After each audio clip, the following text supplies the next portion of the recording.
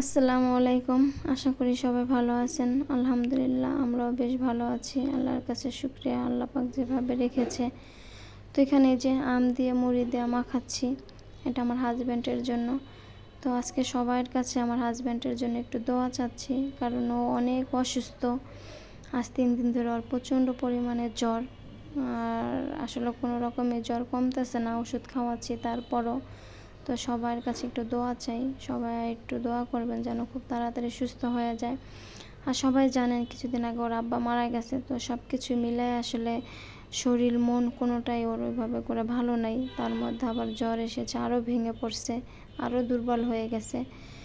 তো এখানে আর কি দেখা গেছে জ্বরের মুখে কোনো খাবারই ও খেতে পাচ্ছে না, যে খাবারই দিচ্ছে অল্প একটু খেয়ে বলতেছে আর খাবো না।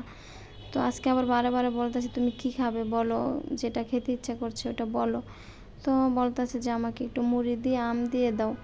তারপর আম দিয়ে দুধ দিয়ে মুড়ি দিয়ে দিচ্ছি, দেখি এটা খেতে পারে কি না। আর সবাই ওর জন্য একটু দোয়া করবেন। আসলে অসুস্থ হয়েছে, সেটা আসলে সবাই দোয়া, আল্লাহ চাইলে অবশ্যই সুস্থ হবে। তো সবার কাছে একটু দোয়া চাই, সবাই আমার হাজব্যান্ডের জন্য একটু দোয়া করবেন যেন খুব তাড়াতাড়ি সুস্থ হয়।